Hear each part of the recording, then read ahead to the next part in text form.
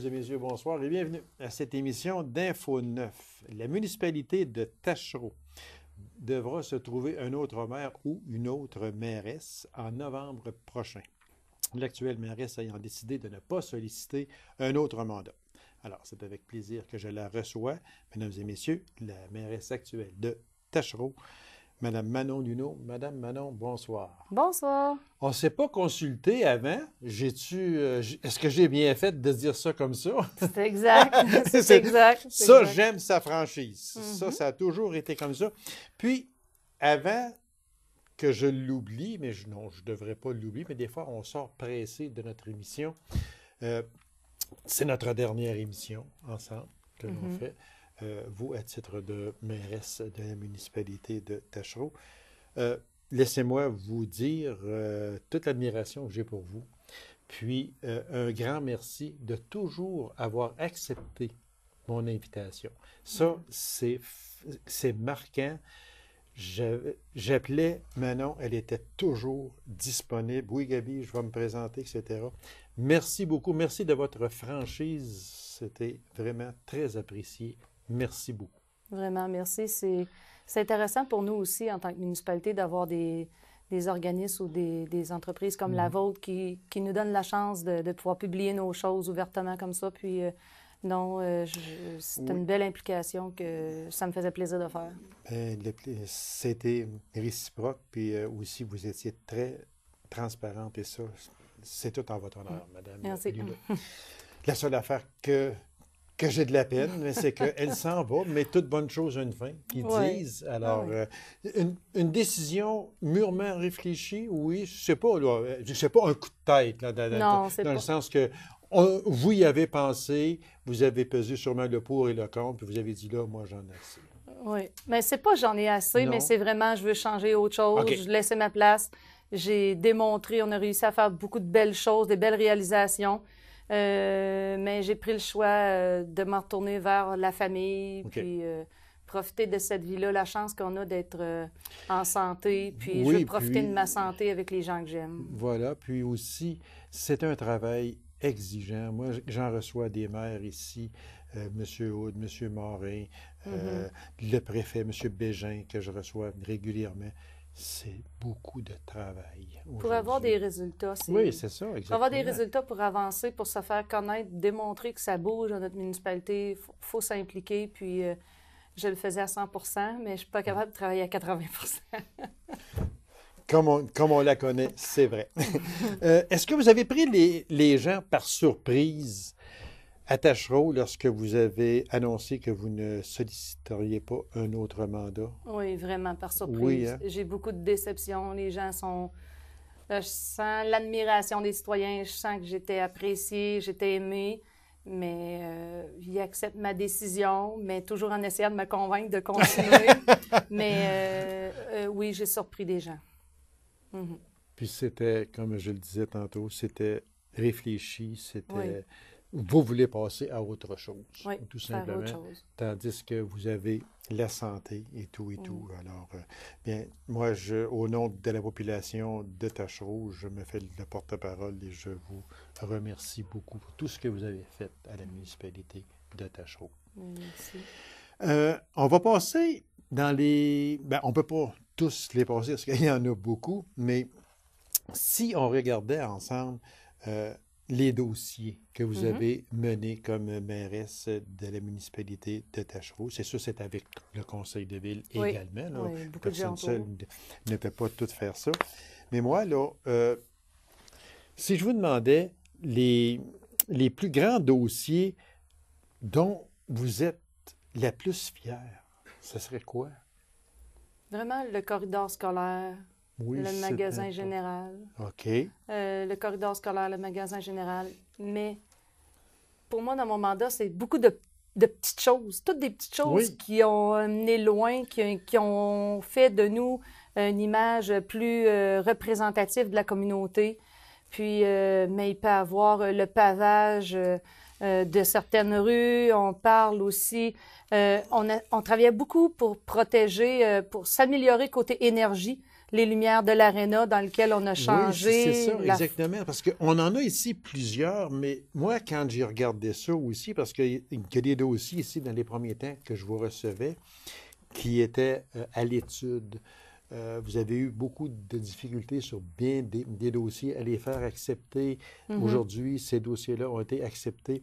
Et entre autres, et vous avez raison, je pense que vous dites qu'une de vos plus grandes réalisations, pas seulement vous, mais du Conseil en général, c'est le corridor scolaire. Vraiment. Ça, on ne saura jamais combien de vies ce corridor-là pourra sauver, peut sauver et pourra sauver. On ne le saura jamais. C'est exact. Sauf que, mon Dieu, oui, c'est comme une brigadière scolaire ou un brigadier. On ne sait pas le nombre de vies que cette personne-là peut sauver. Mais seulement que ça, là, je pense que pour vous, c'était important aussi. Oui, oui. L'afficheur de vitesse, c'était une belle réalisation. C'est un bel investissement. Fait penser, je roule donc bien vite, là, fait que on va modérer. Parce que ça, c'est juste à l'entrée de Tachereau. Oui, puis c'est un afficheur dans lequel on a construit, on a aménagé la base pour pouvoir le transporter dans nos 3 entrées. Exactement, présentement, il est à l'école, devant l'école, parce que la rentrée scolaire. Mais oui, mais et dorénavant, on va pouvoir le promener là, dans nos 3 entrées. On va parler aussi du revêtement du chemin, revêtement chemin macadam dans le secteur de La Ferté. Ça aussi, c'est une belle c'est réalisation. vraiment, là, les gens sont contents. Autant le secteur Tachereau que le secteur La Ferté, on va faire du revêtement macadam sur 3 chemins, Bleuetière, chemin du Père-Jean, quai fédéral. Puis, vraiment de belles réalisations, là. C'était une grosse bataille, celui-là. Installation aussi d'une fournaise au granule, au garage municipal, ça fait économiser beaucoup d'argent. Vraiment, vraiment. Bravo à l'équipe de la SADC également qui nous aide dans ce projet-là. Puis, c'est vraiment, on remplace tout ce qui est huile, électricité par la granule. Bravo. Puis, on est en projet pilote pour voir vraiment l'économie, mais en 2 ans, on repaye tout notre système. Avec l'économie à long terme, on devrait gagner sur ce côté-là. Comme vous aviez dit tantôt, changer les lumières de l'aréna pour économie d'énergie. Ça, des fois, les gens vont changer des lumières, oui, mais c'est de l'économie aussi, beaucoup, beaucoup pour une municipalité. Vraiment, nous, on avait 30 grosses lumières, des plafonniers, des gros, dans lesquels on a tout transformé avec côté énergie, avec la lumière au LED et tout. Puis, ce projet-là, c'est un projet de 34 000 dans lequel on devrait sauver dans les 3 prochaines années, le voir tout de suite, l'économie de rentabilisation. C'est quand même important. Magasin général, vous en avez parlé vaguement, mais ça aussi, c'est un beau dossier, ça, qui est mené à bon port. Oui, c'est en collaboration avec la Corporation de développement. Puis, il y a vraiment plusieurs bénévoles dans ce dossier-là. Puis, je pense qu'il y a beaucoup de gens qui peuvent porter le chapeau d'honneur à la réalisation d'avoir déménagé le magasin, puis en faire aujourd'hui là, un bâtiment dans lequel on est en train de faire les demandes pour être patrimoine bâti, le considérer. Puis, on a déjà des visites, des demandes de visite, alors on peut être fiers de ce magasin-là. Maison des jeunes. Oui, on a redémarré, vraiment. On a sensibilisé les jeunes à l'importance de s'impliquer dans le monde municipal. Puis, par des activités et tout, ils font revivre la Maison des jeunes. Puis, ils s'acquièrent des activités, mais ils acquièrent également de l'équipement, comme ils se sont achetés une grosse télévision et tout. C'est ça qu'il y a, c'est que Maison des jeunes, il devrait en avoir dans chaque municipalité. Parce que très souvent, on va dire, les jeunes, souvent, vont dire, on n'a rien à faire. On n'a rien à faire. Il n'y a même pas de maison pour nous autres, rien. On est laissé à nous-mêmes. Fait que quand on prend le temps de faire une maison des jeunes, au moins, ça leur fait une place à aller. Oui. Puis, c'est important pour eux autres aussi. Nous, on a une maison des jeunes dans le secteur La Ferté, secteur Tachereau. Les animatrices dans tous les 2. Puis, il y a des activités de 10 ans à 16 ans. Puis, aussi, il y a eu amélioration puis changement urgent du système d'écoute, travaux obligatoires, achat d'équipements, salles de conditionnement physique, Ce sont toutes des réalisations. Ouais. Des fois, on peut dire, bon, ben, regarde, système d'égout, travaux obligatoires, etc. Mais c'est important. Le système d'égout, nous, c'est vraiment en mode urgence. OK. On a dû tasser d'autres dossiers. Puis c'est un investissement de 534 000 on est en train de, on l'a débuté, OK. mais on est quand même tous avant la fin de l'hiver là, de faire toutes les réalisations, finir de tout sécuriser notre système d'eau potable. Là. OK. On Ça, devait investir absolument. il y a plusieurs aussi eu des achats d'équipements comme un gradeur, camion, voiture, etc. Ça aussi, c'est important. Oui, on a fait beaucoup d'améliorations, non seulement juste locatives, mais aussi matériel, machinerie, beaucoup revérifier tout ce qui est côté mécanique, la sécurité au travail. On a aménagé des lieux de travail différents, des comptoirs différents. On a beaucoup rentré la sécurité là, avec nous, sensibiliser les employés, avoir les lunettes, le port du chapeau et Ah, ça, c'est tout. important, ça. Puis les Parce que endroits, fait que c'est trop, toujours des sous. parce que trop souvent, les employés, des fois, sont laissés à eux-mêmes, puis ils disent, bon, je n'ai pas besoin d'avoir des lunettes de sécurité, ça va prendre 2 minutes, puis c'est là qu'il peut arriver quelque chose qui peut être fatal. Il y en a beaucoup d'autres, entre autres, le dossier Calorex. Oui. Ça, c'est le fameux dossier que l'on parle. Oui. Il est encore sur mon cœur. On attend des nouvelles prochainement de M. Cardozo. Encore, on travaille fort. Cette semaine, la semaine prochaine, il y a encore des choses qui développent là-dedans. On est en train de tout rapatrier, des portefeuilles, des enveloppes, trouver tout le financement qui manque vraiment. Le démarrage est tout prêt, tout prêt. On travaille fort. Est-ce qu'au moment où l'on se parle, on est au mois de on est septembre et puis l'émission passe le 3 octobre, est-ce que pour vous, c'est une certaine, comment c'est que je dirais ça, c'est pas un échec pour vous, le dossier Pour moi, je pense que non. Je suis vraiment contente de ce que j'ai atteint, puis tous les efforts qui ont été mis dans ce dossier-là. Je sais que vous en avez mis beaucoup. Vraiment, ça l'a accaparé mon mandat. J'ai même délaissé la station-service pour le site Calorex, dans lequel les gens qui vont me remplacer vont pouvoir travailler sur la station-service. Moi, mon but, c'était vraiment de démarrer quelque chose pour que par la suite, quelque chose vienne s'installer. Fait que mon dossier privilégié était Calorex. Puis pour moi, je suis fière, puis j'ai encore confiance qu'il puisse y avoir des annonces avant la fin de mon mandat. Et la fin de votre mandat, c'est dans un mois. Oui. Alors, à ce moment-là, il va falloir que ça aille vite. Oui. On vous le souhaite de tout cœur, Mme Luneau. Puis, encore une fois, merci beaucoup de votre présence à cette émission-là. Comme je le disais en début d'émission, chaque fois que je vous ai appelé, vous vous êtes fait un devoir de venir ici. Le fameux dossier Calorex, on en a parlé beaucoup. On voit que ça approche. Le but est presque atteint. Oui. Et je vous souhaite de tout cœur que vous soyez encore en poste lorsque l'annonce officielle pourra se faire. Puis, je vous remercie. Je vous souhaite longue vie et beaucoup de santé. Merci beaucoup. Fait que, on va sûrement se recroiser dans d'autres, peut-être. Oui, dans d'autres occasions. Dans d'autres dossiers, on ne le sait jamais. Ouais. Fait que, merci beaucoup, Mme Luneau, puis bonne chance à vous. Merci, bienvenue. Alors, mesdames et messieurs, courte pause, on vous revient immédiatement après. Restez avec nous.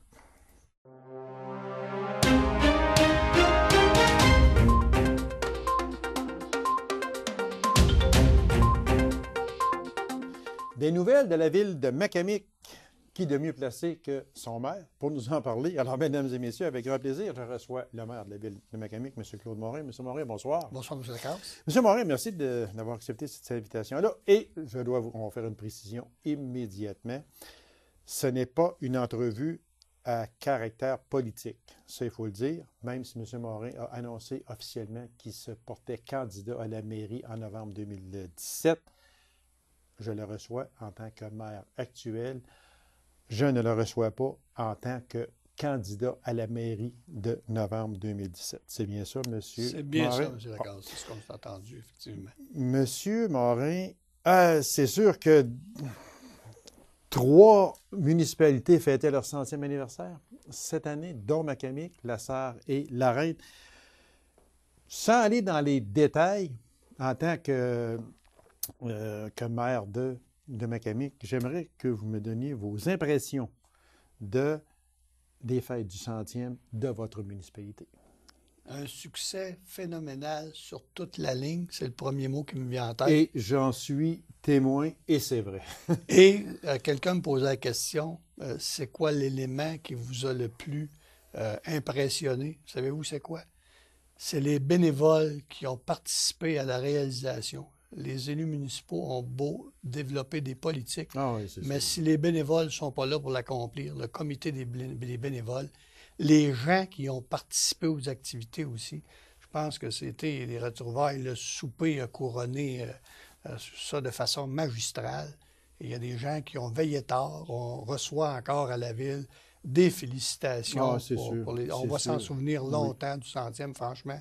On est très heureux et la température en plus est au rendez-vous. Moi, je dis tout le temps, dans ces festivités-là, il y a une madame qui doit être présente tout le temps, c'est Madame Température. Absolument. Elle, là, il faut qu'elle soit là. Mais vous saviez qu'on avait au comité le curé de la paroisse qui s'occupait de la température, qui m'a mentionné. Ah bon, OK. Alors là, on était cherchais c'était quoi, là? On était protégés.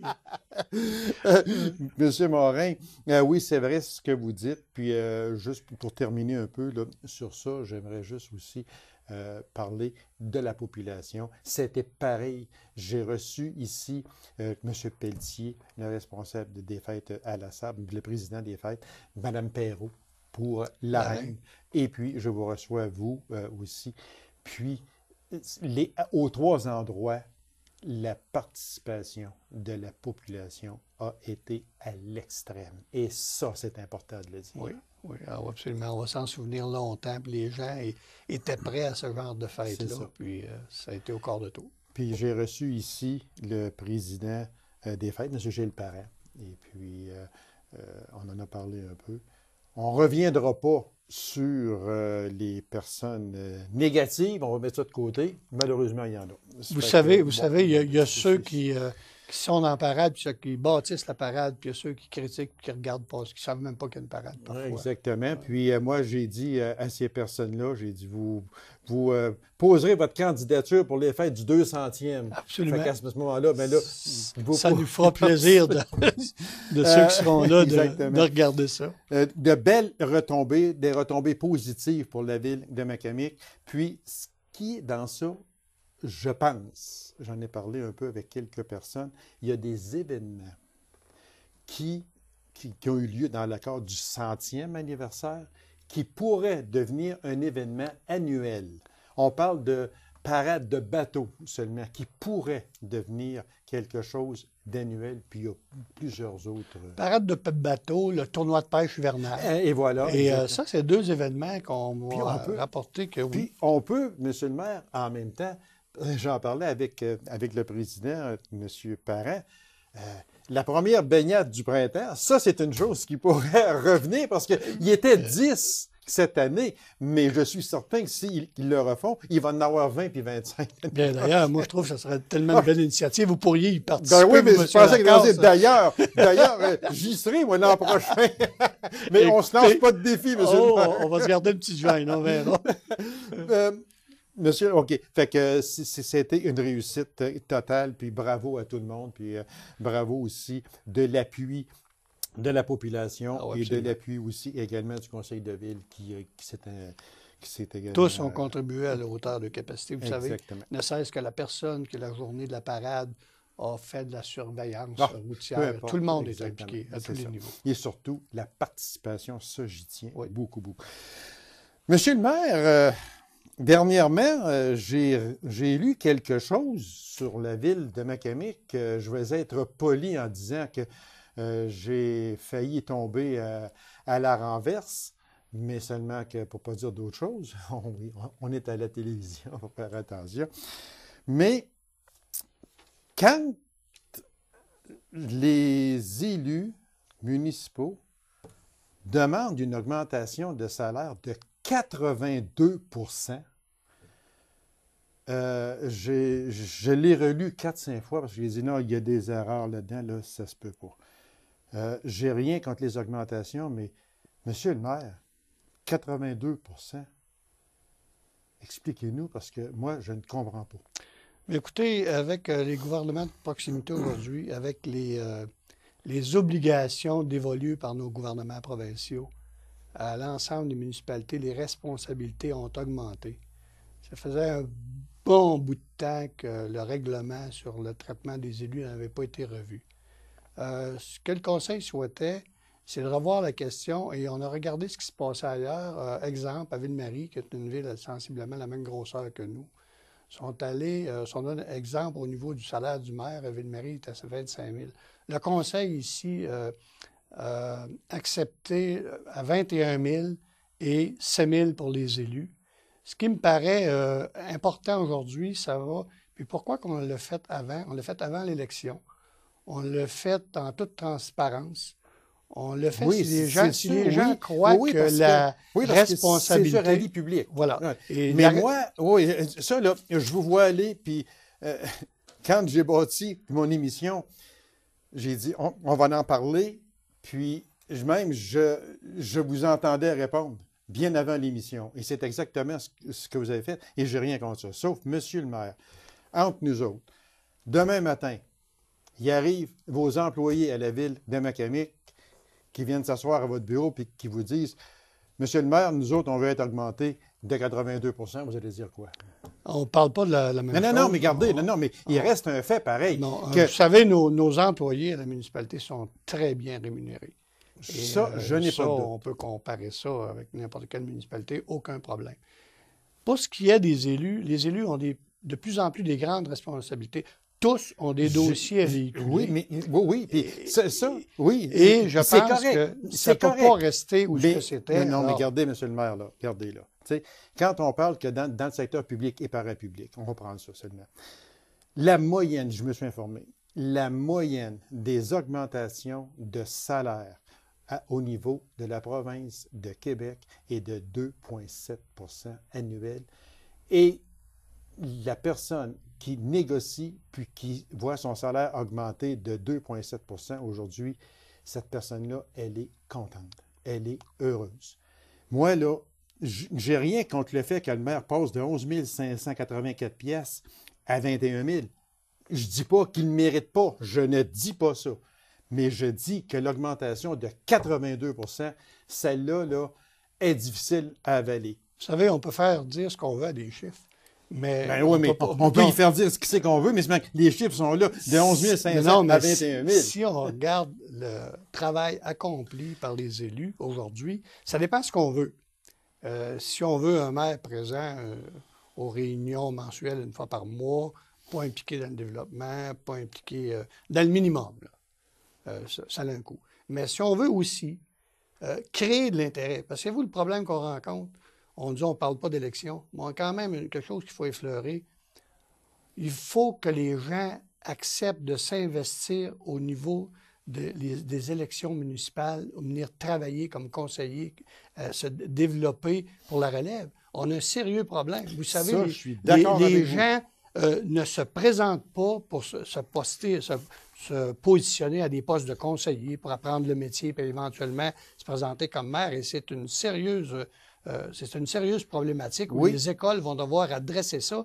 La chose politique, on est des moins jeunes qui occupent ces postes-là et la relève n'est pas là. Ça, M. le maire, je suis d'accord à 150 %. Et ne cesse que de créer un peu d'intérêt par une rémunération qui va faire en sorte que les gens qui vont venir, qui vont suivre, vont avoir le goût puis l'intérêt à venir travailler pour la cause. Exactement, parce que si on regarde les statistiques, et j'ai vu ça juste avant qu'on rentre en onde ou presque, les statistiques disent qu'au Québec, l'âge moyen des maires dans les municipalités est de 55 ans et plus. Écoutez. Okay? Et ça, je suis d'accord, parce qu'à 55 ans et plus, plusieurs maires sont à la retraite. Absolument.